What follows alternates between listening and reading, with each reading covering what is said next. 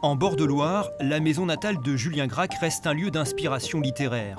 À sa mort en 2007, l'écrivain de la Pléiade a souhaité que sa demeure puisse continuer d'accueillir des auteurs. Comme une vingtaine de résidents par an, le journaliste Yann Gauchard s'est retiré ici pour travailler quelques semaines sur son prochain projet. Là, c'est un moment effectivement privilégié où voilà, on a des conditions de travail assez exceptionnelles et où on se lève et on se met complètement à la tâche. Mais après 10 ans d'existence, la région Pays de la Loire, premier financeur de la maison Gracq, envisage de se désengager. L'avenir de ce lieu culturel qui a construit tout un programme d'animation sur le territoire des Mauges apparaît plus qu'incertain.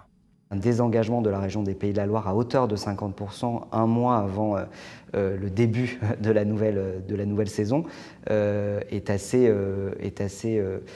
assourdissant pour nous, puisqu'on serait dans l'obligation de se désengager de partenaires, d'auteurs, d'actions de médiation qui sont prévues, que l'on construit depuis plus de 6 mois avec les partenaires du territoire. Auteurs, maisons d'édition ou animateurs, c'est tout un secteur économique qui risque d'être impacté par la baisse du budget de la maison Gracq. L'une des nombreuses coupes annoncées par la région dans le domaine de la culture. Dans les structures qui travaillent, les structures culturelles employeuses, il va y avoir un plan social de la culture, en tout cas on peut l'envisager, et des effets indirects, par ricochet.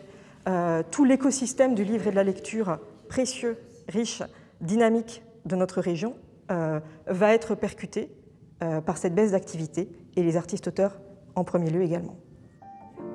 Une saison qui s'annonce chaotique, la résidence Julien Gracq se retrouve désormais dans l'attente des décisions d'arbitrage de la collectivité régionale, qui à l'époque a investi plus de 2 millions d'euros pour concrétiser ce projet, voulu par son illustre propriétaire.